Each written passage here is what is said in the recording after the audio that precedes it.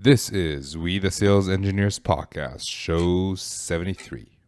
Welcome to We the SEs Podcast, the show for sales engineers by sales engineers with your host, Ramsey Meshaba. Ramsey owns a PlayStation, but he can never find it anywhere.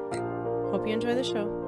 Hello, SE Nation. I hope everyone's doing fine. Or doing well on this fine morning. Never mind. I'm going to repeat. Hello, SE Nation. I hope everyone's doing well on this fine morning. If you're listening to it in the morning or fine evening, whenever you're listening to it. And just so you know, while you're listening to this podcast, I'm actually not home. I've traveled out of town to sunny Santa Rosa, California, and I'm thinking of you as I'm being onboarded within my current company. So I'm away for 2 weeks, leaving my wife to hold down the fort, which should be a piece of cake for her. She's done it before. And the reason I'm telling you this is not because I want to tell you that I'm traveling. It's because it's fitting within this show. And this show, we're going to be talking about traveling as sales engineers. But before we talk about that, I want to remind everyone that I really want to talk to you guys. I enjoy talking sales engineering. I enjoy talking to folks in general. So I do have a form on the website, on the main page, that where you can sign up and you'll get a Calendly link so you can book some time to chat with me if this is something that's interesting. It could be about interview prep or having problems with our account managers, which we do from time to time, occasionally, rarely, all the time. Never mind. So just sign up there. You can scroll down to right below the testimonials on the homepage and sign up to the newsletter where I will send you an email with that link. So moving on to the interview. This is one of those interviews that has nothing to do with the skills of sales engineering, but it is just as important. And it has to do with our health and how we take care of our health while traveling. I know for me, in many cases, I struggle because I have to go out to dinners and the food. I don't travel to meet with customers. I travel for internal meetings, like quarterly, what's it called, QBRs, where we do training every quarter. I can't remember what QBR stands for. So the food is provided, everything's provided, and it sucks. Most of the time the food sucks. So I struggle with that, and I don't know if anybody else does. But I wanted to bring in my guest, who was introduced to me by Nilesh Sulkani, who was on the podcast on show 40. If you want to check it out, wethesalesengineers.com/show 40. And my guest is Brian. He will introduce himself better later, but I want to point out that he is a sales professional, and he struggled for a long time until he decided to take care of his health. And while doing so, he developed a system which he then shared in a book, The Road Warrior, which is also his website, theroadwarrior.com.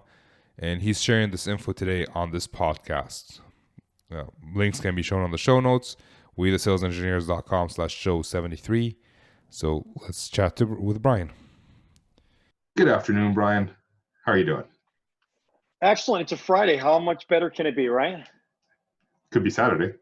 Is that better? Yeah, exactly. Late Friday afternoon. Yeah. So welcome to the show. You're kind of a special guest. My guests are usually sales engineers. You are not.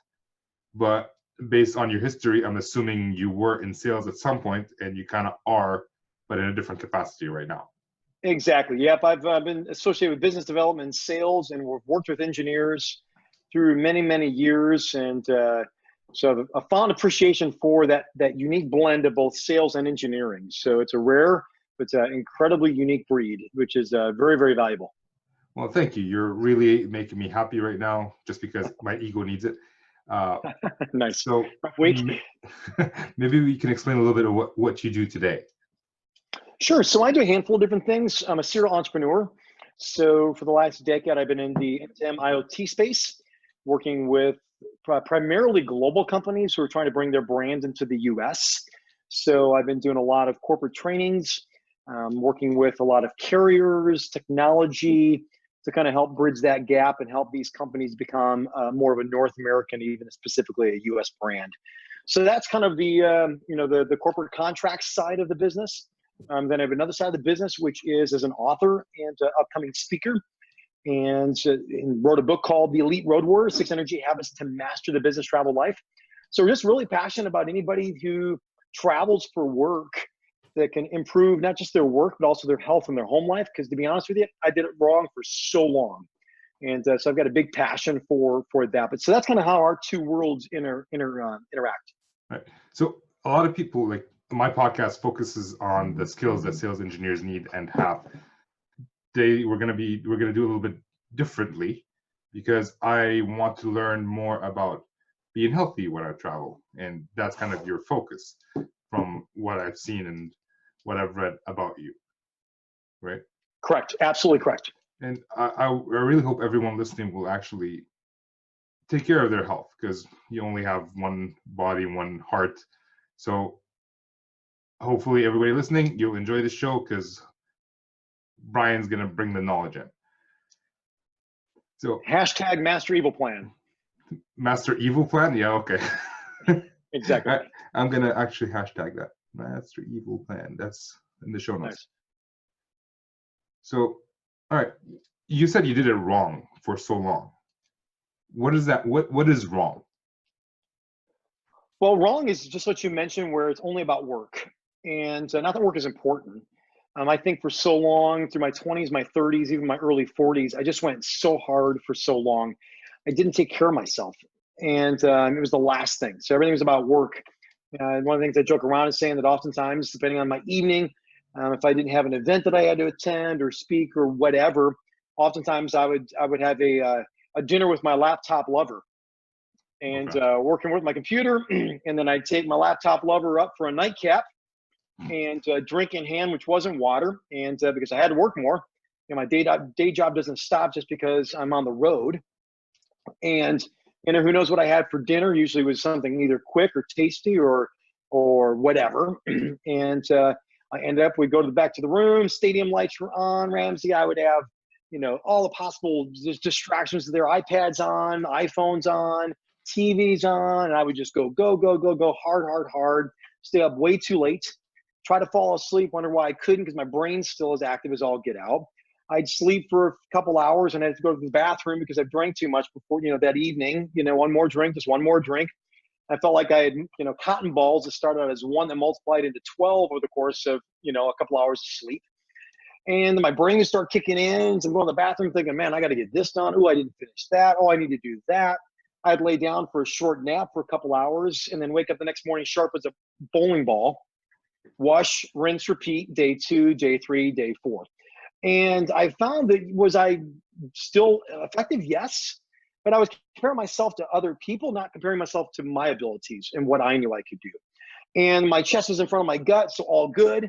In the course of a matter of time, I got over 40 pounds overweight on the road. And due to health issues, I literally just ran myself into the ground. So at my 40th birthday, my wife gave me the incredible gift of a full panel of medical tests to go, you got to get this thing worked out, man. There's just something going on. So the good news was they said, Mr. Buckley, we can't find anything wrong. The bad news is we can't find anything wrong. So it gives my permission to just go harder. And I've had jobs that were not so sweet, the jobs that were C-suite. And I just kept working harder and harder and harder until I literally physically ran my body into the ground where I couldn't go anymore. Where people were pulling me aside that knew me well and going, hey, man, Bucko, are you like really sick, like terminal, like something really, really wrong? And the reality was I just didn't know what it was. I just knew something was wrong. And I had hit absolute complete exhaustion, shut me down for months from not working at all. Very, very sick. And I'd blown up my adrenal glands. I had shut down my entire system. I had to learn how to sleep. I had to learn how to eat healthy. I had to learn how to rest, which was the secret shame of a high performer, not knowing how to rest. And literally it shut me down to the point where I was very, very sick. And that's what woke me up, to be honest with you. I realized that, by going so hard was my kryptonite. I did it in the name of work, but I also sacrificed my health and my home life as a result. And guess what? Everything shut down when I didn't take care of myself. And so you hit rock bottom. You actually hit rock bottom. and then you had to do something to change. A lot of people don't hit rock bottom. Like, it takes them longer to hit rock bottom or whatever, so they stay on their path, whether it's good or bad. How do you recommend people notice if they're about to hit rock bottom? Like, we don't want people to hit rock bottom to change if they want Sure, to, absolutely. and hopefully Absolutely. they want to. So how do they recognize the fact that they're getting close to rock bottom? Or if they want to change, how could they have the willpower to change? Great question. I think that was the premise of the 6 energy habits, which is kind of the focal point of the book. How I came to that were, what are 6 areas that I had to change in my life to get my life back, if you will? And what are those areas that are not just habits, they're energy habits that bring me energy to be my best at my work? Because at the end of the day, that's why I'm on the road. And I want to perform at the highest level. I don't want to get by anymore. I want to get better. And how do I leverage the road to do that, not limit the road? So using those litmus tests of those 6 energy habits allow me to have some measure to, okay, how am I doing in these specific areas? Am I getting energy from that? Am I coming home from my trips exhausted? Am I always stressed out? And I found myself, although I was productive, I was also underproductive. And although I was on top of the world, I was also stressed out, burned out. And I was unhealthy, and I knew it. I mean, it's kind of hard not to hide that aspect of that. Yeah. But it was, it was evidence, and my stress levels were higher than they needed to be. And I found myself, I'm dealing fine with stress, but I was dealing with it in unhealthy ways. I was drinking too much. I had anger issues. I found myself very, very isolated and withdrawn and disconnected. And, it affected a lot of the people. I don't live in a vacuum. And it affected work relationships, but specifically it affected home life. Okay. So you just mentioned the 6 energy habits, I think, for the second time. So maybe we can go through those and ask questions as we're going through them. So what is the first energy habit that you have? Sure. And right before that, there's 3 that are physical energy habits and 3 that are mental energy habits. And they're a clean line between the 3. Sometimes, Ramsey, people they've got to focus on the health because they're just a mess. Yeah. They're just not taking care of themselves, and they know it first and foremost. So the first of the energy habits is called move. And it's established by a formula, which I call the increase M4X formula. So if you think about an up arrow, increase, M for movement, 4X means in 4 ways. So increase your movements in 4 ways. So when you're on the road, it's going, okay, well, I want to produce energy that's going to help me to be better and provide me the energy I need to do my job. So how do I do that? So to quantifiably walk through those is, how do I stand more? Think up on your feet, not down on your butt. Think about walk more. Think taking the stand and making it into a move, into a walk. So think not just up but forward. And then number 3 is how do I stand more, walk more, lift more? I'm sorry, run more. Run more is number 3. And just think cardio. It's just getting your heart rate up. Doesn't mean you got to go for a 5-mile run. I mean, you can get your heart rate up in a number of different ways, and we can talk about that if you'd like. And then the last one is lift more. So think strength training.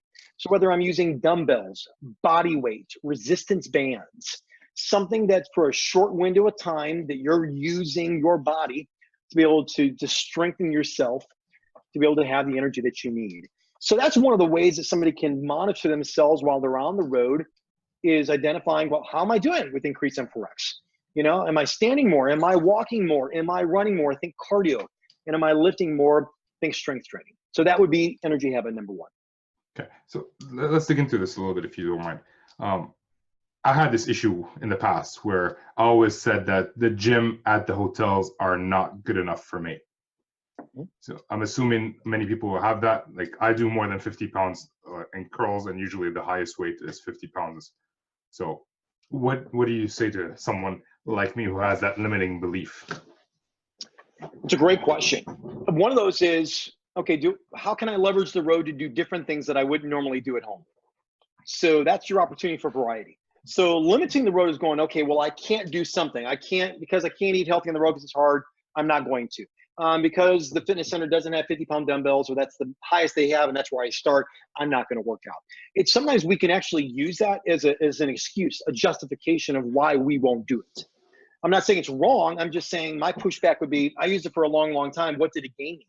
Well, it gained me 40 pounds of weight on the road. There's the freshman 15, then there's the travel 20, then there's the entitled 40.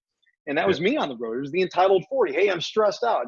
I got this great place to eat. Of course I'm going to eat there. Fear of missing out. I've got FOMO. I don't want to not eat this stuff. You know what I'm saying? Yeah. And to me, I started doing that, but the only person that was getting hurt by the excuses was myself. The theme quote for the book says this: if you want to do something, you'll find a way. If you don't, you'll find an excuse. Yeah. And if I didn't want to find a way, I'd find an excuse. And business travelers are king of excuses. Who's going to argue with all of our potential justifications that are there? But at the end of the day, who's it really affect? Only affects us. It affects our energy. So for me, it's a great example. I'm the same way. I used to lift real heavy. For right now, I just maximize it. So I realized, okay, well, how do I do my workout differently on the 3 days that I was on the road this week compared to how I'm going to work out next week when I'm not gone next week, and I can work out in my own gym and do that. So I look at it holistically and go, okay, how do I maximize, let's say I only have 20 minutes. And one of my quotes is, do something, anything, just not nothing. Yeah. So if I can figure out, okay, I got 20 minutes and I can do how many push-ups I can do, or I can do a burpee that turns into a push-up, and I can get my heart rate up, and I can do some strength training, and I can take some resistance bands because my body doesn't know weight, it only knows resistance. And I could really jam-pack 20 minutes of a great workout. Huge. Do something, anything, just not nothing. Do something, anything. So my excuse has been, I can't get a 45-minute, hour workout in, I'm just not going to work out. I can't do this, can't do that. If you want to do something, you'll find a way. If you don't, you'll find an excuse. So my example was a couple of weeks ago, what I did is I had a 4-day trip, but I also knew that I had a little bit of downtime that I could figure out.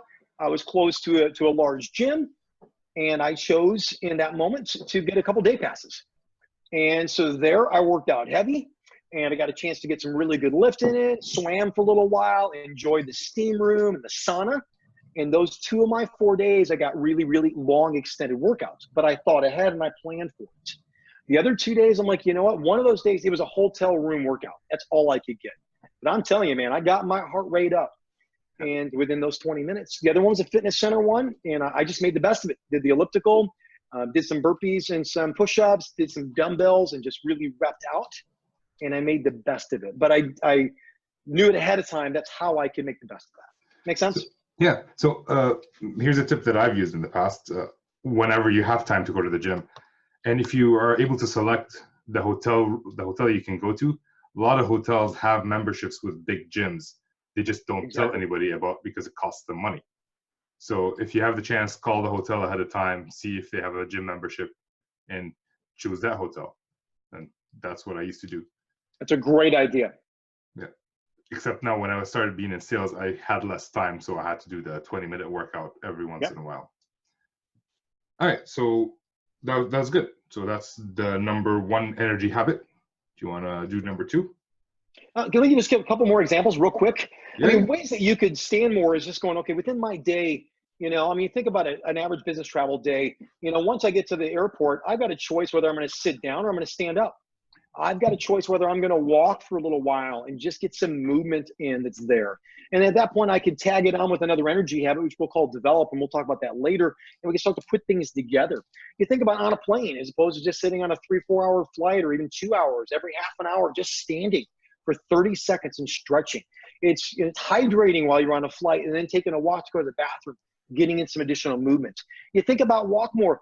How many times do we use the elevator to go up one floor? Whether it's in a corporate building or even in our hotel. So one of the things that I started doing, and it's in the book as well, is looking for ways that, what if I took, I would stay on the second room of a hotel, and I'll use the elevator one time up and one time down. And that's to get my carry-on up and get my carry-on down if I need to. Yeah. But then after that, guess what? I take the stairs every chance I can to go up and down the stairs. Again, more movements. Never busy when you're anywhere you go to see, even an escalator, you can choose to walk the escalator. But the stairs are always wide open. Everybody takes the elevator, the escalator, and it's just like cattle. They just go right up, and it's a chance to be able to walk more. Then what I do is I try to take the highest room within a hotel. And sometimes I can get in 7 floors, 8 floors, or whatever, up and down. You've just combined, again, walk more and the ability of your workout. Sometimes you can get your heart rate up and you get up 7 or 8 flights of stairs. Right. And you combine that with a 20-minute workout, that's some really, really good ways of increasing movement in very, very tangible ways that we're already doing on an average day. For me, I stand a lot. So like I work from a stand-up desk right now. I work from a stand-up desk on the road as much as I can. I like to stay in Courtyard Marriott's, a spot where I can work from a stand-up desk. If I'm in a meeting, I'll do whatever I can to stand for a little while. People don't care. You know, I usually stand up just to stretch for a minute, and then I just don't sit back down. You know, you walk around a little bit. People really don't care. We think they care more than they do. But at the end of the day, if it's about my energy and doing my job at the highest level, I'm going to do whatever I can to maximize that. So I just wanted to add that on, because those are some tangible things when we're on the road, especially as a sales engineer, because you're an overlay. And oftentimes you're not just there to answer questions. You just kind of sit there as an introverted engineer. A lot of times you guys are called on to speak sales, to speak engineering, and to have the energy to really, really speak into that application per se. And so to have the energy you need for those moments is key. And I think that's one of the reasons why Energy Habit number 1 move is so important. Actually, speaking of that, so I have tight lower body, hamstrings, glutes, whatever. And if I sit in an airplane for a long time, I usually my back starts hurting. So what I like to do before jumping on a plane, I'm the guy who looks weird because I'm doing weird stretches on the chairs that are outside. Good for you. Yeah, they're the best chairs because you can do weird positions that you can't do at home. So that's why I like to travel. Absolutely. And also too, just even the carry-on. And sometimes you can even just the handle of the carry-on, you can do some stretches. You can do some simple lunges. You can do some squats. Again, I don't care. I'm never going to see these people again, more than likely. So, you know, at that point, my dad used to have that quote all the time. He goes, son, you know, you think people care more than they do, and they don't, and you're probably never ever going to see them again. And you may just bring them a little joy by letting them watch you. Yeah, so they'll remember you. A little tip. Exactly. So for the movement, like you talk about running a lot. Like I personally am not a runner, and I only run if someone's chasing me or I got a ball in my hand. Yeah. So what other options do I have? So for me, a couple different ways. One is I'm not a big treadmill guy. My wife is, I'm not. I'll do the elliptical maybe for 5 or 10 minutes, and I'll hit that hard. It's a good way for me to get my heart rate up and get some movement. I'm not going to be on there for a half an hour dripping sweat, but it's a good way to get my heart rate up. Another thing that I do too, Ramsey, I like to walk places, but then what I'll do is I'll walk and I'll turn it into a jog, into a sprint. So I'll walk for a little while and I'll see a sign that's right ahead there, and I'm going to go, I'm going to sprint to that sign. And then I'm going to stop and I'll walk just a little bit. I may do that 5 or 10 minutes or 15 minutes or whatever I've got in. But the point is, how do I get my heart rate up? And if I can do that by doing a sprint and then stopping, it's going to help me. It's going to work on my endurance, but it also breaks up that monotony of just running. That's one of the best ways that for me, I kind of get my run on, if you will, without just kind of putting in my gym shoes and going for a 3 or 5 mile run, which I don't do. Yeah. Okay. And you also mentioned you do burpees and you do like in room workouts that bring up your heart rate, which is absolutely. Like it's maintenance when you're traveling, I guess. It truly is. And it truly is. But if it's the goal is energy, it's worth doing. Yeah. All right. So let's do number 2 then. Number 2, remember the 3 physical energy habits. Number 1 is move under physical energy habit. Number 2 is fuel. And the biggest perception is that we eat food just to give us something in our bodies so we're not hungry, or we do it for pleasure. And if we eat for hunger or eat for pleasure, we can make some pretty bad decisions. And one of the things that I had to learn differently, especially after gaining 40 pounds, is that food is fuel and fuel is energy. Yep. And with that, when I view food as fuel, that means that I'm going to eat foods that are going to provide the fuel that's going to give me the energy that I need. And we just talk about that is MTHC formula. MTHC is an acronym for make the healthiest choice. Make the healthiest choice. So for me, it was a learning to go on the road and figure out, okay, what's the healthiest choice I can make? When I'm looking at a menu, what would be the healthiest choice? You got 5 decisions at every restaurant that you eat at. Did you know that, Ramsey? At least 5 decisions. Number 1 is what am I going to drink? Yep. What am I going to drink? Am I going to have an appetizer? What's my main course? What are my sides? And am I going to have dessert? Those are usually the 5 questions that a server is going to ask you. Yep. And being prepared for those. So if I'm going into the mindset of going, okay, food is fuel, fuel is energy, I need to make the healthiest choice. I'm going to look at what's on that menu to make the healthiest choice. But sometimes it starts out with just learning to make the healthier choice. I'm going to make a healthier choice. So for me, it's a matter of, okay, well, I'm going to put the good stuff in. So I'm going to add first the good stuff. Then I'm going to start reversing. So instead of just going to, chicken and all greens, it may say, okay, well, I need to start eating some greens, but maybe that means putting ranch dressing on there. Okay, not the healthiest choice, but it's a healthier choice. So I'm at least getting the greens in my system. I'm adding first, and then I'm reversing. So Right. it's looking within your day, how can I put in fuel into my body? And fuel works under 3 areas, 3 C's. Continually hydrate. It's your water that you're consuming on a consistent basis. I saw that as well. Mad kudos. Then number 2 is clean and green. How can I make whatever I'm eating a little bit cleaner and a little bit greener? I define a whole food as something that eats a plant and it eats a plant. Or is a plant? Is a plant, thank you, but not manufactured in a plant. Right. Oh, So each plant is a plant, but not manufactured in a plant. See, So for me, clean is usually eats a plant. Yep. And I'm done there. Okay. But I can make decisions on that, and that's still good. That's cleaner. Yeah. But then the goal is going, how can I put the best possible food in me, which will have the most nutrients, because food is fuel, fuel is energy. Right. So I'm trying to find things that are cleaner and greener with every possible meal that I can do. Okay. And so generally speaking, this is what happens to me. Whenever we're traveling and we're with customers or sales meeting, whatever, almost everybody wants appetizers. And I'm waiting for the clean and green stuff, which means I don't eat an appetizer. I'm waiting for my steak or chicken, whatever it is. And then I get so hungry by the time I got the steaks that I ate some of the appetizers. Now, I have figured some way around it that works for me. I want to hear your opinion about it, and maybe it'll work for me better. Well, first of all, it's a common problem, and I'm glad you brought it up.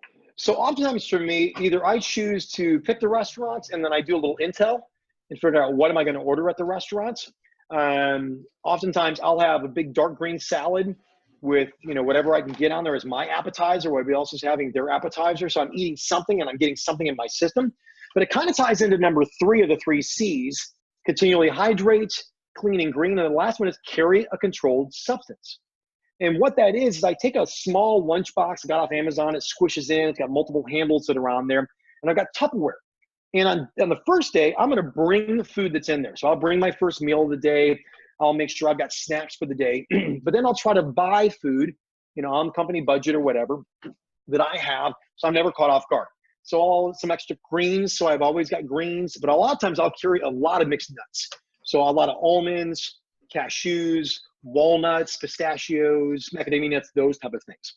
So I'll make sure, if I'm in your situation, Ramsey, which happens a lot, I'll make sure that I eat that before I walk into that hotel in a little while beforehand. So I drink a good chunk of water, something usually 16 ounces or more, and then I'll have a big old helping of mixed nuts.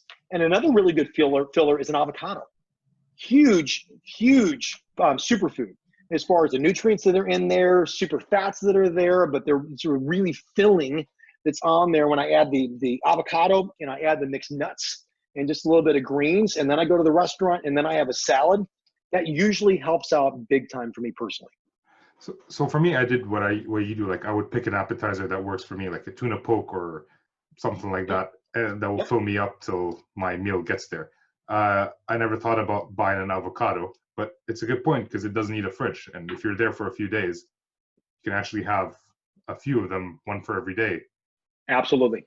It's a very good point. Absolutely. And mixed nuts. Mixed nuts are just, the ultimate saver for me on the road. Because there's the times where you think, I'll have time, no big deal. The next thing you know, you don't get lunch till 2:30. Or all of a sudden your flight's delayed, or you're stuck on a plane, or you're stuck somewhere where there's not a lot of healthy options. It's not always foolproof, and you know this. Yeah. We're trying to minimize so we can have the most energy we can on the road. So you carry them with you before you travel, like you buy them from home and you take them with you, or you buy them when you land? Both. Yeah. Both. So I make sure my first day, I control my meals for my breakfast and lunch whenever possible. I can always throw it in a small fridge that evening if I don't eat it. I'm usually packing an extra chicken breast that I made, maybe some hard-boiled eggs, usually at least some spinach and some kale and some mixed nuts. So that almost always leaves with me on my first flight out of town. I like to carry sardines. Okay. And a bag of lettuce. Yep, there you go. Yeah, it doesn't always work, but that's what I like to carry with me. Have you heard of a company called Icon Meals or Metabolic Meals? I've heard of them, but I've not done any research on them though. So they provide Icon Meals. You can actually go order food and they deliver it to your hotel. So if you're there for more than 2 days, it might be worth it, and you'll have 6-7 meals with you. And that's what I did. Yeah, but I made the mistake of eating them all in one day. So don't do that. Note to self. No, that's a good suggestion. Yeah. So make the healthy choice. That makes sense. It's a mindset. Yeah. It's a mindset. If you want to do something, you'll find a way. It's a matter of finding ways to take the friction away. So for me, not getting caught off guard, that's why I brought my own little lunchbox with me. So in Tupperware, it's always had that in there. Clean and Green, I carry an Elite Road Warrior, which is my brand.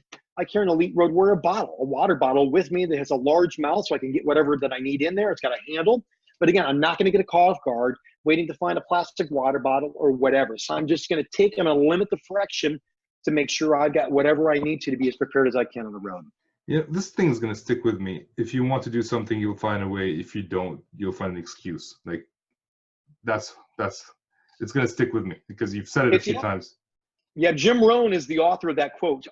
R-O-H-N. Yeah, is the author of that quote. But yeah, I love it. I mean, you know what? When I heard it, I realized, man, that's me. When I don't want to do something, man, that's my sales comes out. And I will sell somebody on, well, how hard it is to eat healthy on the road, or I can't use the fitness center gym, or to be able to connect with my family, or to read on the road. I could argue that with the best of them. At the end of the day, it was an excuse when I really got down to it. And if I could break down what was going wrong, how to make the best of it, change my mindset, things changed, and I got better, which is really kind of the goal. It's a similar quote to Ford. If you think you can or you think you can't, you're right. You're right. Exactly. Yeah. Cool. Great quote. And by the way, there's a theory that all quotes, whoever you hear them from, were first said by Jim Rohn and then reinterpreted by somebody else. That's great. And I love that quote, which may have come from Jim Rohn. I don't know. Maybe he requoted. All right. So nice. Number 3. So we've done move and we've done fuel, which is make the healthiest choice, which sounds fairly simple. It's just a mindset thing that we have to do. Exactly. What's number 3? Number 3, and the last of the physical energy habits, is rest.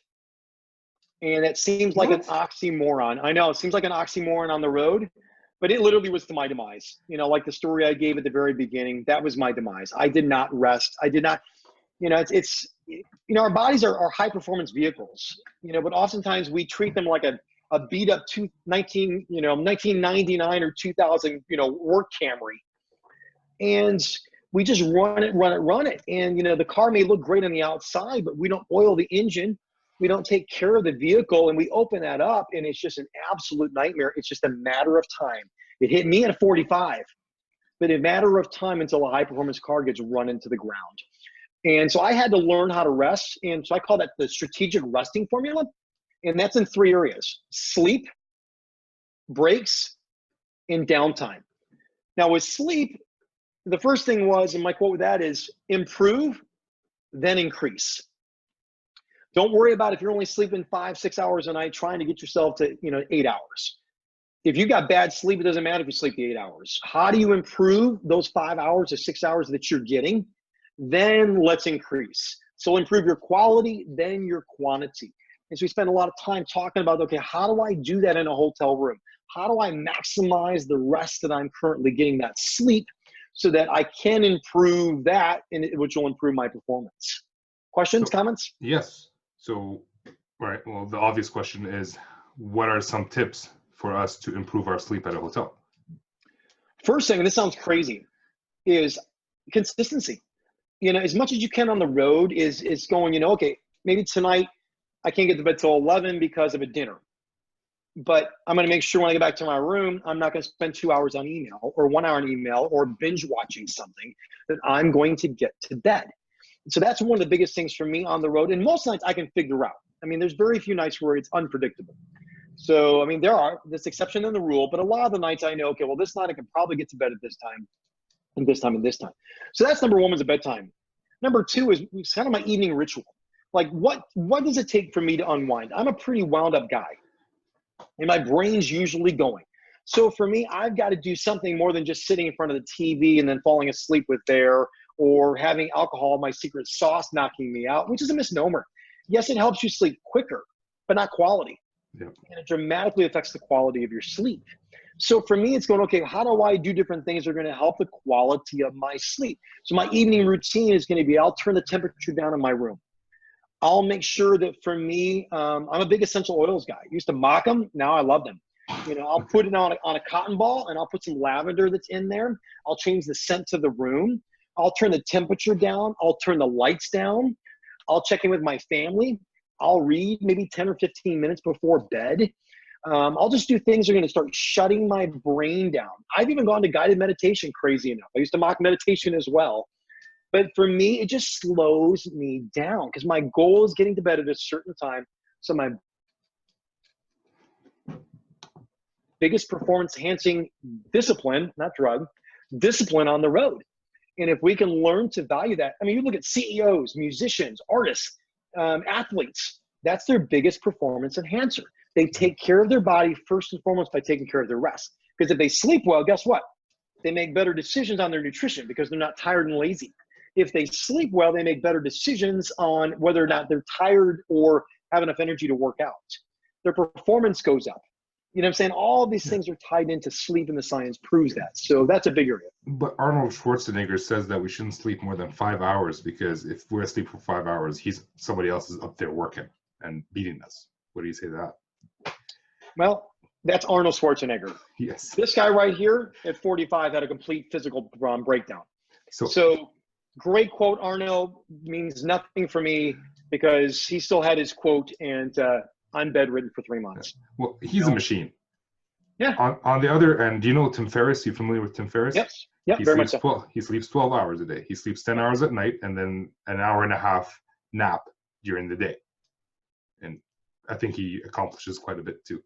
Yes, he does. Along with, love or hate Tom Brady. I'm a big advocate of sleep. So many other athletes, huge advocates of sleep. To your point, even taking naps and figuring out how to do that. But even that, I mean, you can take sleep, and the second part of that too is breaks. And I define a break as move the body, rest the mind. Move the body, rest the mind. Most people do the opposite. They move their mind, so they go from the computer, and all of a sudden they go to the phone, and then they're going to check email, they're going to check social media, CRM, whatever, and then they'll move their body. And the true break is resting your mind and activating your body. And so, I mean, there's micro breaks, there's mini breaks, there's macro breaks. I mean, there's all different types of breaks you can take. Sometimes a break could be as simple as standing for 30 seconds and stretching. It's getting a drink of water. It's just taking your mind and your brain off of the monitor or whatever. Sometimes it just means going to the bathroom for 5 minutes or having some almonds or some snack. It may mean going for a walk around the building for 15 minutes and just getting some fresh air and some sunlight. Something that's going to allow for you to move the body and rest the mind. And science proves you come back, you are so much sharper. Yeah, my favorite break is usually to go outside. I live in Canada, so it's not always nice. Yeah. So if I'm traveling and I'm somewhere sunny, I'd always go outside for 5 minutes, and that usually works for me. And it's a great thing, especially first thing in the morning, because that vitamin D actually shuts down your melatonin, and which wakes you up and starts your body clock, that if you respond to it properly by the end of the day and the lights start to go low and the temperature starts to go down and you start to do things to deactivate your brain, will actually improve the quality of your sleep as well. So I'm glad you brought that up. Awesome. Last thing is downtime. And could you define downtime for? Yeah, downtime is time to be, not to be on. Time to be, not to be on. On the road, we are almost always on.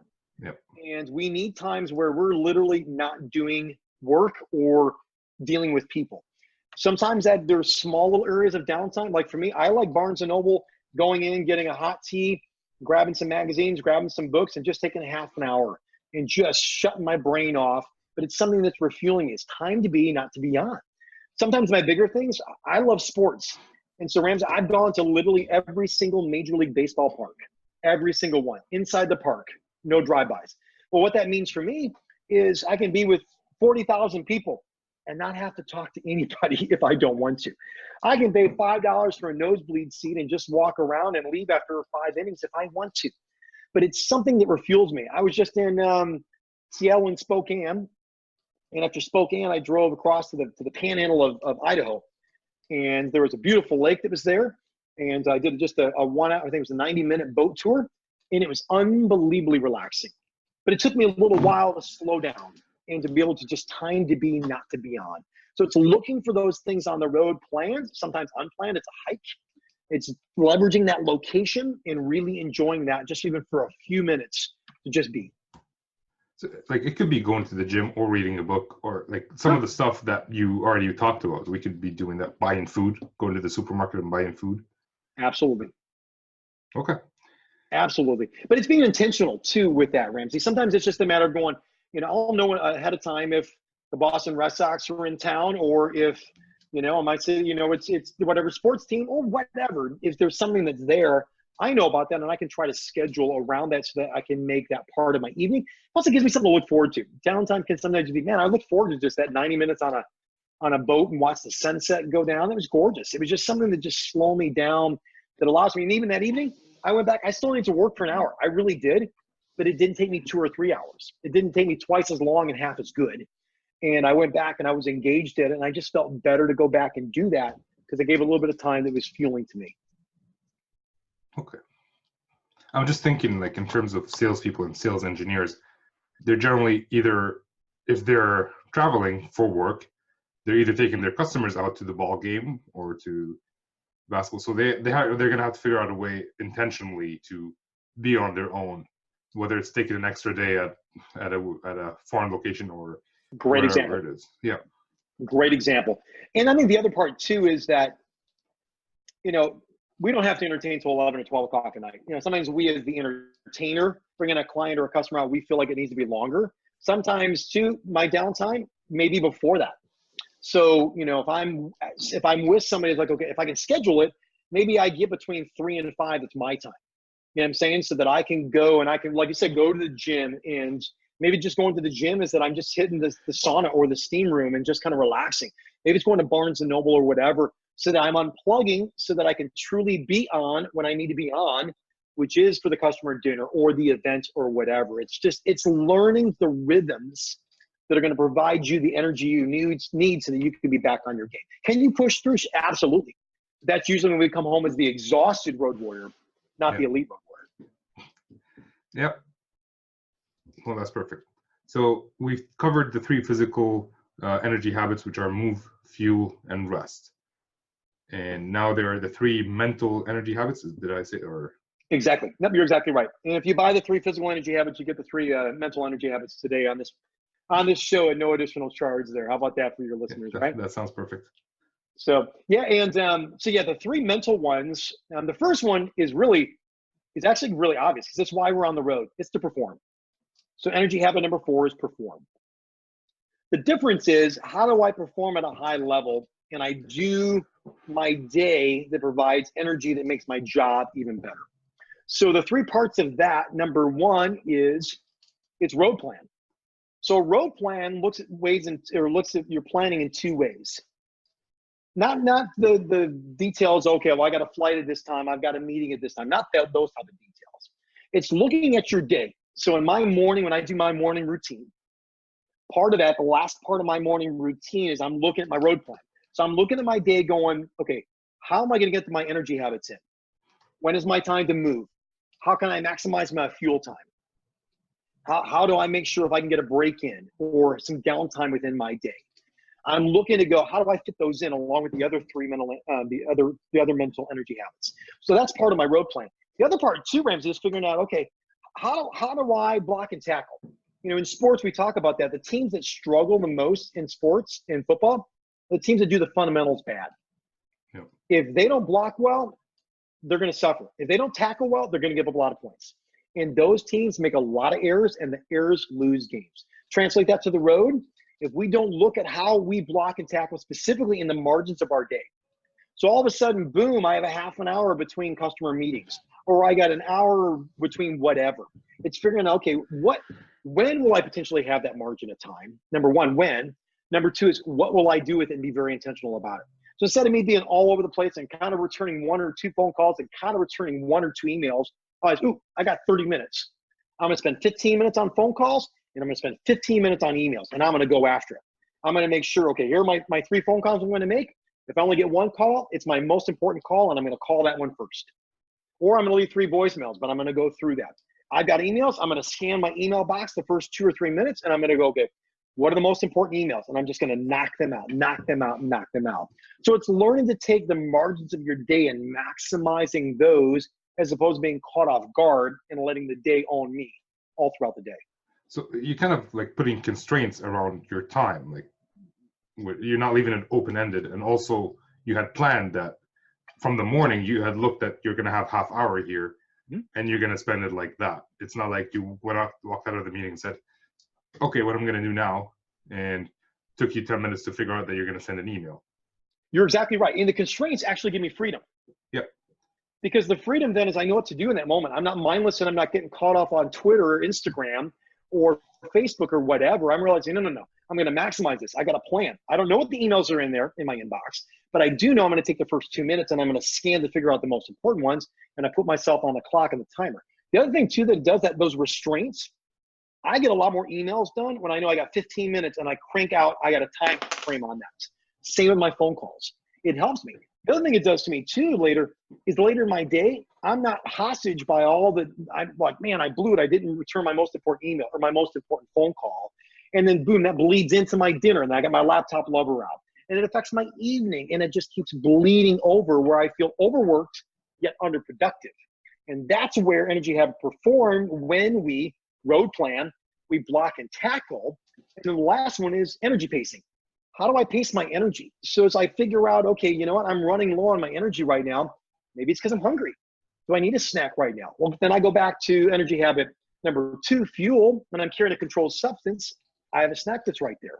Or, man, there's no way I can have this big meeting, this call. I got to take a half an hour break. I have to in order for me to be on my game. So then I go back to that. So they're kind of intertwined to make sure that I ultimately have my energy, but figuring out, okay, if I got to work on this project, sometimes for me, Ramsey, the best thing for me to do, not power through it that night. It's to go to bed earlier that night, shut my brain down, do a little bit of downtime, get up early the next morning when to me I have the most energy. I'm not the most social, but I'm mentally the sharpest. And instead of spending 4 hours the evening before, I can chance out, I'll knock it out in an hour or 2 the next morning, and it'll be far better. So it's just thinking through what's going to pace my energy so that I can perform Energy Habit number 4 at the highest level for me. So, like, have you heard of a book called Discipline Equals Freedom? I've not, but I'm going to write it down. So, I haven't read it, so I can't really recommend it. But the author, his name is Jocko Willink, who's a Navy SEAL. Yep, I've read other books of his. Yeah. And everything you're saying right now is reminding me of the title of that book because I haven't read that book. But basically, you're kind of, yeah, you're exerting a lot of discipline, which is kind of making your life better because you know exactly what to do. And not just that, you are flexible in some of the things like, hey, if you had to stay out one night for work, it's not the end of the world, but try to make it up in some other places. So. And even to speak that real quick, you think about going into a certain city that has certain types of food. And I live in Chicago. So when people come here to Chicago, guess what they want? They want Chicago style pizza. Yeah. I'm going to have it with them. If I'm in Kansas City, I'm going to have barbecue. If I'm going to be in Seattle, I'm going to have fish or whatever. You know, so it's learning to go, okay, I'm going to do that, but I'm going to also make sure that I've got a great breakfast and a great lunch so that when I do have that dinner, I can enjoy it, but I'm also not going to go, nuts on it. So I'm sick the next day because my body can't process it. So yes, there is, the discipline and the constraints for freedom, but it's also the choice of going, okay, if I do this, then this is going to happen, and not be a victim to the road because I don't have any control of it and it's just too hard. Yeah, that's perfect. All right, so the perform, Energy Habit number 4, perform, you got a road plan, which means know what you're going to do during the day, block and tackle, and energy pacing. Yeah. So if everybody's different on their energy. Everyone is. What brings you energy may be different than what brings me energy. Yeah. So it's just learning yourself, and I talk about that in detail in the book, but it's just learning that and being very conscious of that so that you're able to do what you want to do on the road. Yeah, that's perfect. All right. So number 5. So energy habit number 5, which most people are like, huh? How is this possibly an energy habit? It's develop. Yeah, I want to develop in 2 ways, professional and personal.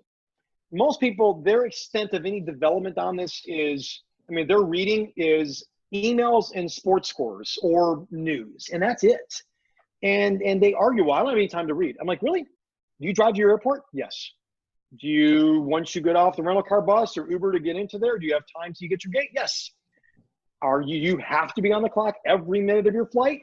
No. What about when you get in a rental car or in Uber and you've got to drive from location to location? In your mornings, what are you working on? And when people get stuck oftentimes, Ramsey, it's because they've not spent time personally and professionally developing. And so it's learned to go, okay, how do I leverage the road that I can develop that I wouldn't normally do at home? Let me give you an example. I've got a basketball team of kids. It's really hard to develop in the morning at my house. Imagine that. I still do it. I get up early, but my routine is shorter. If I get up at the time I need to on the road, you know, I call it the energy hour. I mean, but oftentimes I can make 2 hours of that, and I'll get 4 of my 6 energy habits in at that point. I'm going to read, I'm going to journal, I'm going to write, and I'm going to fuel, and I'm going to move. Those are my 4 for sure that I'm going to get in. And oftentimes I'll try to, you know, which we'll talk about energy habit number 6 in a few minutes, but I'm going to make sure I get those in. I got a short version of that, and I've got a long version of that. But it's making sure I'm taking care of me first. I used to sit in bed, this thing would come out, and I'm, paying attention to everybody else's agenda. If I look at the text that came in, I look at the emails that came in, guess what? My brain is already in work mode. Oh, this will just take a minute. Next thing you know, an hour later, I'm getting myself out of bed. Now I'm rushing myself to go through my day. Well, of course, now I don't have time to work out. Now I don't have time to read. And I don't have time to go down and have a decent breakfast, so I got to grab something junk. And I end up becoming cyclical with there. So it's learning to develop, but being very, very intentional on development. Yeah. So even you mentioned, like, you bring out your phone and you start looking at emails, and then one email leads to another and to another. Even if you're not looking at emails, you're just looking at YouTube. It's happened so many times to me where absolutely, I'm supposed to work out in 20 minutes. Yeah, I can watch one YouTube video. Oh crap, I missed my workout. So you're exactly right. Facebook does the same thing. LinkedIn does. I mean, it's that whole scrolling. Instagram, same thing. So I actually break down. Imagine this. Each of the energy habits broken down into different areas. Well, there's 3 areas under develop. The first one is sharpen the mind. That's putting things in. So that's putting positive things in. That's your reading. Now, whether it's a blog post or an article, whether it's a book, whether it's a podcast, such as yours, such as mine, it's sharpening the mind. It's putting good things in, and it's getting into a rhythm of that. It's figuring out, okay, what's going to help you? I love your podcast idea. I love what you're doing, because you know what you're doing? You're helping people perform better, but also develop. So they're developing so that they can do what? They can perform better. So in your case, you're taking 2 of the energy habits and you're putting them together. Now we can combine them even more. Think about this. Somebody is, let's say that they're listening to this as they go for a walk.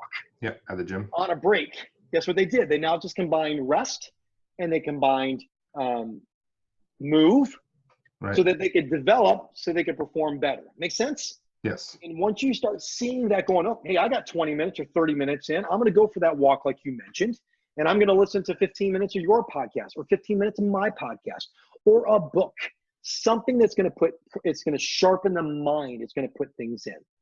The second one is process the thoughts. Process the thoughts is getting what's in your head out of your head. We do a great job putting things in. We got to get them out.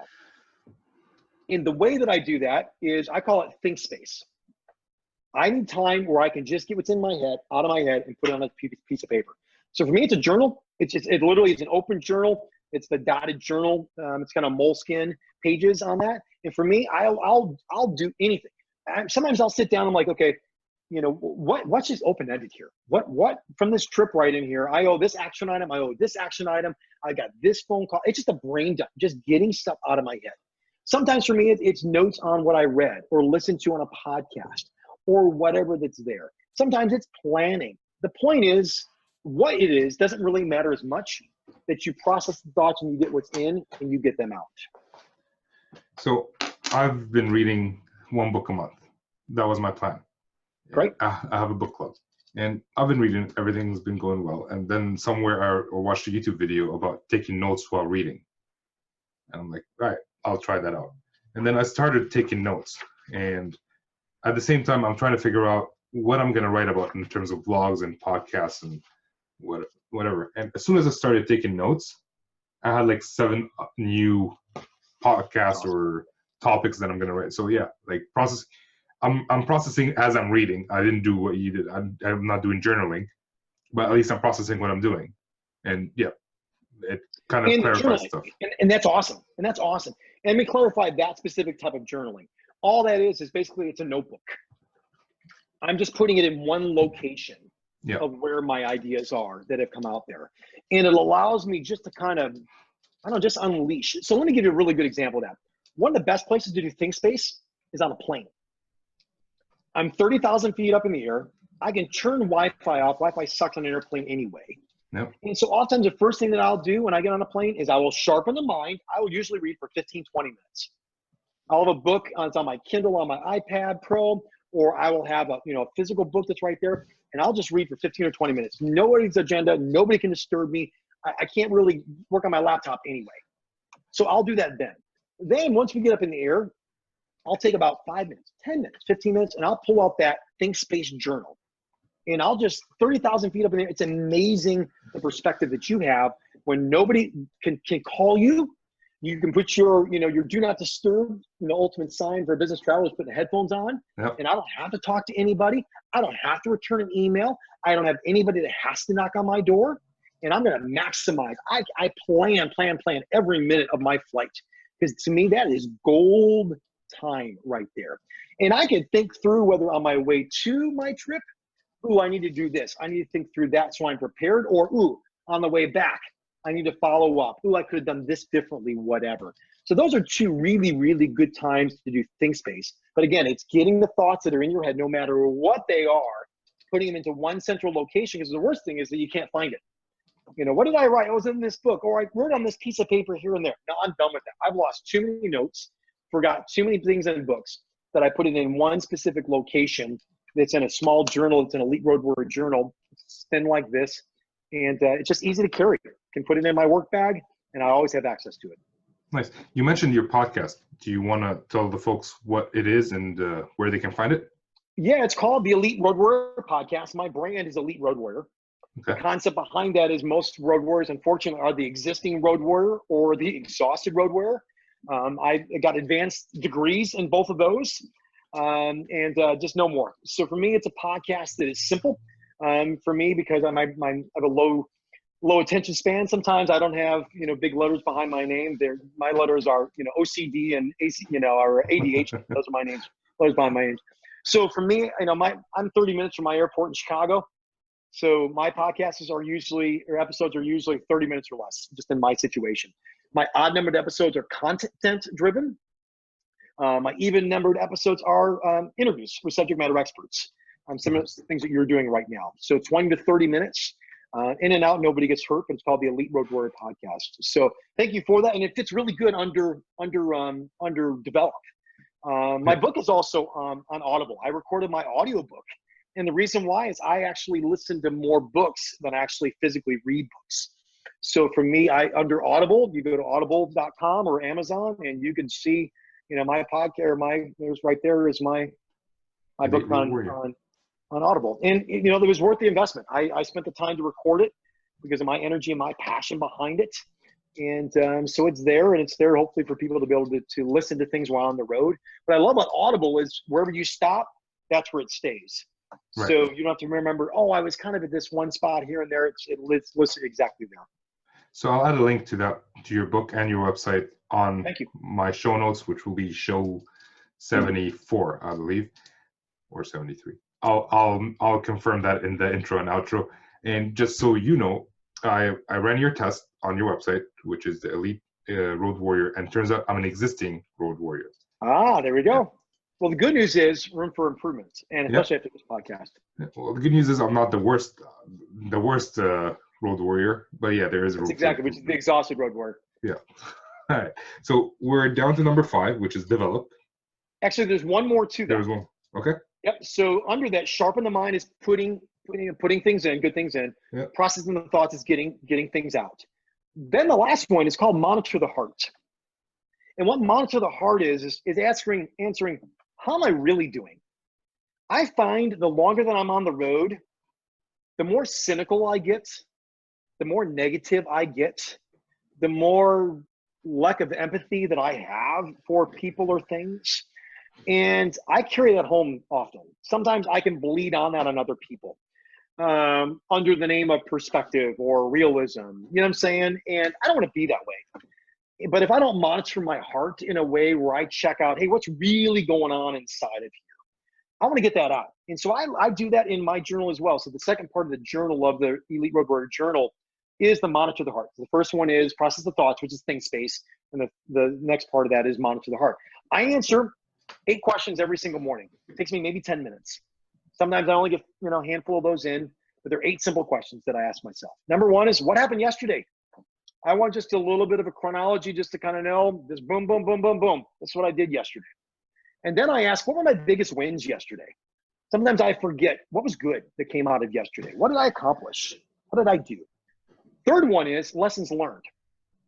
Oh man, I was short with my wife yesterday. Or you know what, man, I didn't listen to the customer like I should have. Or I said I was going to follow back. Or I drank too much. Or I said I was going to go to bed early and I didn't. Or I justify my behavior, whatever. I mean, whatever the lesson learned. Sometimes it's a quote that I got from a book, and I'll have 2 or 3 quotes. Sometimes that'll be my lesson learned. Then I move over, that usually is on this page. Then on this page right here, it's who or what am I thankful for? I had lunch with a friend yesterday that is really, really encouraging to me. Man, I was thankful for this guy, and it allowed me just a moment of gratitude. Then the next one is, how am I feeling right now? I'm not big on feelings like, writing a journal with all, the bubble letters and all that. Sometimes it's like, man, I'm exhausted right now. And this is the 3rd day in a row. I've been really short or whatever. I'm just listening on how I feel motivated right now for the day ahead. Man, I'm dreading this meeting with a customer, and this is why. So it just gives me a little bit. And again, sometimes it's one word. Sometimes it's just a half a sentence. Then I move into what are my big 3 for the day. No matter what, here are the 3 most important things that I need to accomplish today. If I get 5 done, great, but I'm going to make sure I get those 3 in. Then the 7th question is, what's today's highlight? What am I looking forward to today? Or what's urgent that I need to get done today? Or what would be satisfying if I finished? Sometimes it's, hey, I'm going to the Atlanta Braves game today. Can't wait. Sometimes it's, man, I got a chance for this to close this deal. And I hope that I do. I can't wait for it. I'm looking forward to that. And I got a chance to present to a consulting firm, and I'm looking forward to that. Whatever. Just give me something to look forward to within my day. And then my last question is, what have I read or listened to? So it kind of gives me an idea of, what are the things that I'm consuming. I'm a Bible reader, and so I've got a thing that for 15 minutes a day, it's 3 5-minute prayers. So I do one in the morning, one in the afternoon, one in the evening, called the Divine Hours. It's very liturgical. So that's one of the things that I read every day. I usually listen to a podcast every day, and I either read or listen to a book every day. Sometimes it may be 5 or 10 minutes. Sometimes I got an hour for a drive, but I put that down so I can go back on a month basis or a quarterly basis, and I can see how I'm really doing. And I love to review that Monitor the Heart journal to really check to see what are patterns. Am I growing? Am I struggling? How do I make sure I'm good as a father, as a husband, as a coworker or whatever. So you're kind of holding yourself accountable through your journal. Absolutely. I'm the only one that reads it. And I go through mine either monthly or quarterly, always at least quarterly. And I look for correlations to see, okay, man, my day looks very, very the same. Why is this? I'm not doing this. What excuses am I making? Man, what am I really learning? I'm not seeing anything that's there. I don't spend a ton of time. I may spend maybe a half an hour, but I'll use that as my think space. I'll take the think space and I'll review those journals. And my goodness, so much good comes out of that. But it is discipline. And I want to do it, so I'm going to find a way. Was it Jim Rohn who said what gets measured gets done? Gets done, exactly. Yeah, so you're pretty much holding yourself accountable and measuring your actions and your feelings so you can improve. Exactly. Nice. Yeah, a lot of like people who've accomplished a lot in their lives do a lot of journaling, whether it's the way you do it or some other way. Like they each finds their own way. And you got to find out the way that works for you, just like with your energy, just like the way with all of that. For me, it just works for me. Yeah. I like open space. I got 4 different color pens, a black one, a blue one, a red one, and a green one. When I do think space, they each mean different things. When I journal, it just helps me chronologically kind of go through. I have to figure out what works for me so that I'm not only going to do it, but it also benefits me. There's some gain that's coming out of it, whether it's therapeutic, whether it's a way to learn, whatever. You're exactly right. Good catch. Nice. All right, number 6. And number 6, last one is, well, let me take it back for a second. So there's 3 focus areas of an elite road warrior: improve your work, your health, and your home life. So each of the energy habits encompass one of those focus areas. Yeah. The home life one obviously is energy habit number 6, which is connect. For the longest time, I was what I would call a connecting guy. I would send the occasional text, which was when it was convenient for me. I would make the occasional phone call, of course, when it was convenient for me. I would do the check-in via FaceTime or, video, whatever, when it was convenient for me. And it lasted for a while, but after a while, that relationship started to run stale with my spouse, with my kids, with my close friends. And I started to look at going, okay, instead of limiting the road to what it can't do for me, I'm not physically there. How can I leverage it and do things that would be high value things that only take me a few minutes? But let me tell you a really quick story of how this happened.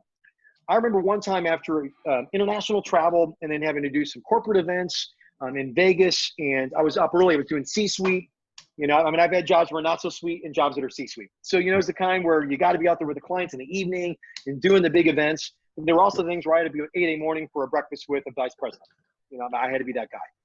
And running so hard. Got really, really sick. So after all this grueling travel, I came home and my wife's very competitive. And so we were arguing about who was more exhausted. So I came home to my front door, and you know what I saw? Not my beautiful wife. I saw her arms, and I saw one of my kids doing the running man. She was so done. She was meeting me at the door, letting me know that she was that exhausted. So I'd love to tell you, I gave my wife a big kiss, and I said, you know what? Give me that kid. Other kids are going, oh, Daddy's in home, and I was so excited. And I wish I would have just said, take the night off. I'll put the kids to bed. I'll take care of dinner. You go out, have dinner, spend time with your family. I didn't. No. It was so about me. Kids came and said, Daddy's home. But Daddy said, Daddy's tired. And I went down and laid down for 2 hours. I think they just went dead. Did they? Yeah, nah, it's all good. No worries. Okay. No.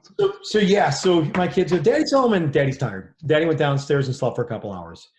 I woke up to a beautifully angry wife, as she should be, and said, something's got to change. And as a result of that, I learned what connect meant. And it wasn't to be a checking guy or girl, it was to be a connecting guy or girl. Because at the end of the day, you know what? I can replace my job. And most of the time, I can get my health back. Maybe take me a while. Most of the time, I get my health back. But you screw up your relationships, that takes 2. A spouse or a significant other or a child, they have a choice whether they're going to re-engage with you or not. And it made me change things. So I started doing a couple things different for my family. One was with my wife, I created what's called the Not Forgotten Journal. In Barnes & Noble, I found this really cool looking journal. And I'm like, I'm going to figure out something I can do with my wife with this. And so you know what I'm doing? Every day on the road, I take 2 minutes and I write something in there, a memory or, hey, this is what's going on. Or you know what? This is day 4 or day 12, a really long trip. And I just miss home, whatever. And I want her to know she's not forgotten. I gave her that. I cannot tell you what a game changer that was in our relationship. She just cried. She read page after page. She laughed. She loved all those moments that are there. I actually did a podcast episode on how I shocked my wife with the Not Forgotten Journal. But the point of that was just thinking of ways that I could encourage her. So actually, here's my Elite Road Warrior Journal. And so inside of it here's the one of them that are my pages of writing in here. So that's my Monitor the Heart journal. And then my other one is my ideas and things like that, if you can see it in here. Yeah. So for those listening, check out the YouTube video. That's all there I you can go. say. Promotion for YouTube. Yeah. But sometimes what I'll do on there, I'll process the thoughts. I'll just write ideas down. So if I'm short on time, Ramsey, I can write something down that can trigger for my wife. Oh, I heard this song or this food, or hey, we were in this one location together, or I had this memory of this.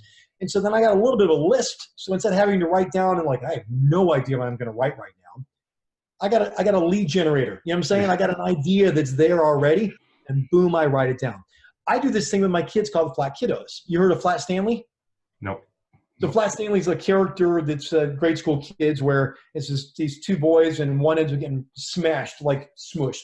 Okay. And how horrible it is, but he's like, oh man, the world opens up. So now he can go in an envelope and he can fly anywhere in the world. So the kids do that and they send it to people. So like I've got family in Southern California and they sent me Flat Stanley to come to Chicago. So we took Flat Stanley all around Chicago. We had deep dish pizza. You know, he's at Millennial Park. You know, he's in front of the Michael Jordan statue. You know, I mean, all these fun things. So I took one of Flat Caitlin and Flat Caleb, 2 of my 5 kids, and I had them color them, attached to a poster board. They're about this big. And so they go all over the place. And so they want to see all the adventures of Flat Stanley. I'll show you a picture of it in a minute. But just all these really cool things. But what's it away? I can't do that when I'm home. I'm not going to do the Not Forgotten Journal at home. But I can leverage the road to connect with my family and my friends. I'll send videos to them or audio recordings before they even get up. Or if I'm overseas, you know, I'm flipped on the time, they wake up and they hear Dad's voice or they see a message from me that helps them to be able to connect in a creative way. So like here's an example for those that are on YouTube. Here's a picture of Flat Caitlin and Flat Caleb. Nice. But I'll just do crazy things with them. Nice. You know, just fun stuff all over. On the toilet. Yeah, exactly. Oh, man. Oh, he's more active than I am. Okay. There you go. He's working out. You know, I mean, just fun stuff. You know, they're at the Wynn right here in Vegas. Nice. So, like, this is like you're being like you're not just thinking about your family. You're being intentional about thinking about your family. You heard of The One Thing? Yes. So Gary Keller. Yeah, they have a podcast, and they keep talking about how like work and health is like a rubber ball. You drop it, it bounces back, or it could. Whereas family is a glass ball. You drop it, it could shatter. So I've always loved that, and like what you're doing, I don't know. I find it very important, and I like what you're doing with your family. So whatever that's worth. And you know what? I screwed up for a while, you know, between us girls.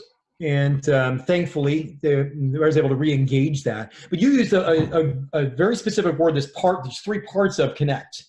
Connect intentionally, what you just talked about, being planned and being patient and being committed. Number 2 is thoughtfully. You know, it's the things like the Not Forgotten Journal. I've got high school sons that my oldest boys, they could care less about flat kiddos. They love postcards. So I'll do a postcard to them. Of course, can't be the same postcard, heaven forbid, right? But I'll put in there, hey, a little cool idea of whatever, but then I'll speak into them thoughtfully. Trey, I'm noticing this about you. You're becoming this type of guy. Hey, I'm noticing how you're treating your brother and sister. Cole, you know, you've really, really been generous lately, and I just want to know that I'm noticing that in you. And just taking that moment to be intentional, thoughtful, and then the creative is, you know, the Not Forgotten Journal is creative, but it's also thoughtful. But then also too the Not Forgotten Journal or the Flat Kiddos, you know, they all intertwine of being intentional, thoughtful, and creative. So this I think I have a feeling if we allow it, this will be a parenting kind of podcast, which I love.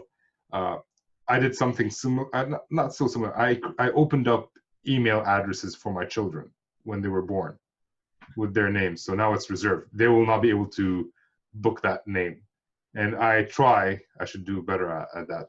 I try to send them emails once a month about the things that they're doing. That's awesome. That's a great idea. I need to work on it. So I'm saying that's what I want to do. I haven't done that yet. So I think you're going to give me the push to actually go ahead and do that. And for the listeners, if you think of something like that, like it's also fun.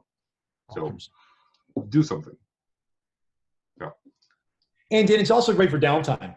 You know, it's all of a sudden that's that break for a few minutes to take some pictures with Flat Kiddos, with the pilot, or with coworkers. They love it. And it gives a little bit of that personal side, like, yeah, sure, they come around, they'll do something kind of goofy with that. You know, it's a way to engage with, you know, the staff at a hotel, you know, or a restaurant. You know, it's the human side that all of a sudden makes that connection that a sales engineer has that because they have that unique ability to do that. And it's amazing just the respect sometimes people have because you're being intentional with your family or friends. I send texts to close friends that I don't do when I'm home.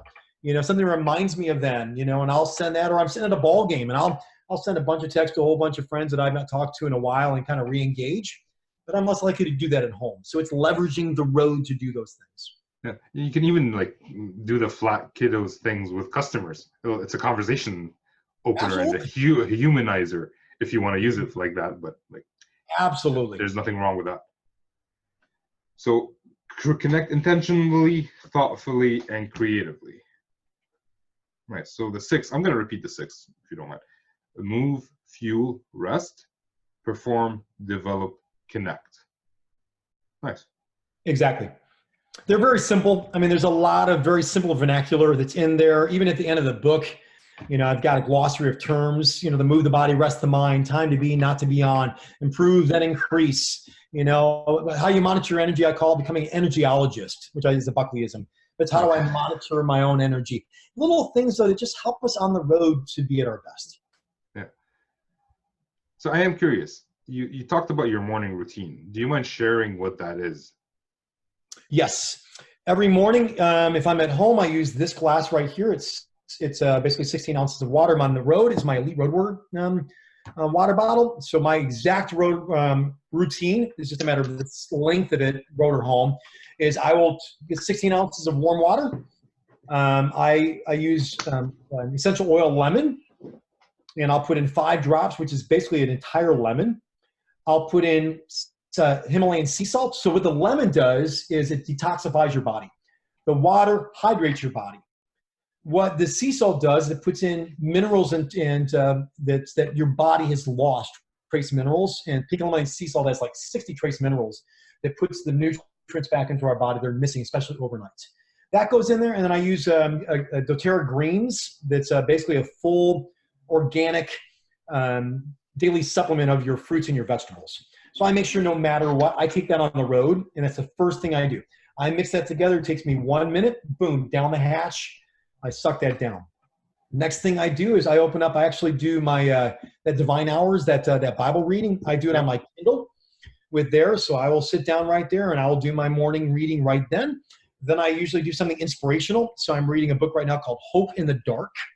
So when you're going through struggles or going through hard times, it is faith-based. On this specific one, I read another one called The Pumpkin Plan by Mike Michalowicz and Profit First on entrepreneurial things. Just something inspirational. So I'll do that sometimes it's 5 minutes, sometimes it's 15 minutes. My kids are still sleeping. I can get more reading time in. I'll do that. So I'll go from hydrate, which is under fuel, to develop, which is reading. And then at that point, I'll break out my journal. And that's when I'll do the monitor the heart. So I'll literally open up my journal like I did this morning, and I'll put the top left corner. Where's my location? Seattle, Portland, Austin, Dallas, Houston. So then I know where I am that day, when I look back and reflect. Right. Then the top right corner, I put the date. So like that for Friday, 08/23/19.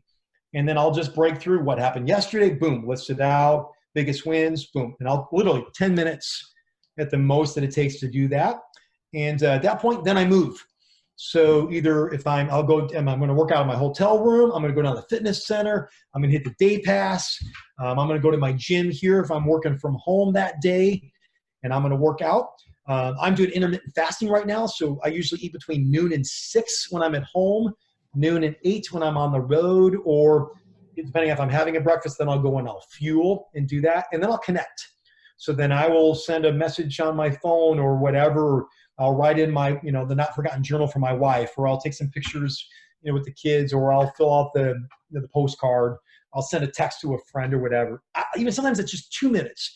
The point is consistency over length. I want to make sure that I'm consistent in my behaviors at home, but also on the road, because sometimes the road exposes our habits. Right. So that's what my morning routine looks like. I am very, very strict about my morning routine.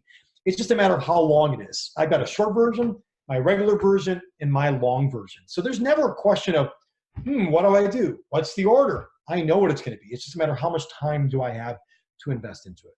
Nice. I usually have a section called the Not So Fire Round, which is geared more for sales engineers. But we've been on the call. We've been recording for 1 hour and 5 minutes, but we've been talking for longer. Sure. So I think we can call it a day for today. I do appreciate the time that you've put in there, and I love talking to you. And funny or not, I enjoyed enjoyed hearing about what you do with your family. Speaking of that, here's one of them. Hello. This is the non-flat Caitlin, right? We're talking Not flat. Yeah. Yeah, this is the now one. No, I appreciate that because at the end of the day, like I said, you can get your work back, and that's important. But your health and your home life, those are absolutely critical. Actually, there's the picture of the whole fam. If you can see it, I saw that. Yeah. right there, a visual of the suspects. So, Ramsey, I believe in what you do, man. I'm proud of you for what you're doing, supporting sales engineers. I hope that I can just serve them in any way that I can when they're on the road, that they can continue to improve and to be better. So, any way I can serve them, whether it's through the book or the audio book or through the podcast, or I've got an online course coming out in the fall that will be a video online course of the 6 energy habits. And but they're just ways to help us just to be better, improve our work, but also our health and our home life, and leverage the road to do it. All right. And if people want to reach out and talk to you, do you have Twitter or LinkedIn or? Yep, they can easily find me on LinkedIn, Bryan Paul Buckley, Bryan Paul Buckley. So LinkedIn is a big one. I'm on Instagram. Instagram is under Elite Road Warrior. And for your podcast audience, my email address, I'll go ahead and give you that as well, is Bryan, Bryan, at EliteRoadWarrior.com. They can also find me at EliteRoadWarrior.com. There's a 90-second video that's on there that they can watch to get a little better understanding of Elite Road Warrior, take the assessment that you found. I just put a new top 10 business travel hacks guide that they can get from my podcast. So it's a lot of resources that are available. But if I can serve your audience personally in any way, please make sure they can reach out to me. We'll make sure. We'll repeat that in the intro and the outro so people know how to reach you. Thanks a lot, Bryan. I appreciate it. Thanks for dealing with the Wi-Fi and the headphones that apparently know that it's late Friday afternoon. And It's all good. just backing around. Yeah, that's always the best part too when you deal with engineering and technology. Of course, we're the ones that have most bugs with it. So it's fitting for what we do, right? Yeah. No, it's good. I appreciate it. Awesome, buddy. Man, appreciate it. Looking forward to chatting with you more and serving any way I can. Thank you. I want your input. So I'm going to ask you a question. I want you to make sure to comment in the comments section of the show notes, WeTheSalesEngineers.com/show73. Is your health a priority? I feel that many SEs have their health as something secondary. We're all busy working all the time, preparing for demos, working with customers, taking care of our family, that we don't take time to take care of ourselves. So I would love to know, is it a priority? Is it something that you care about? And if so, or even if it isn't, I want you to check out Bryan's book or listen to the podcast again. Check out the website. And I want to know, if you're traveling and you don't have time to implement everything that Bryan talked about, and obviously every person will implement what works for them, what is the one thing that you would want to implement right now? And if you want some accountability, put that in the show notes. Comment in the show notes and let me know what you want to do, and I will hold you accountable. It will be my pleasure. So that's it for me. I hope you guys enjoyed the show. I will see you guys next week. And yep, so this is Ramsey signing off.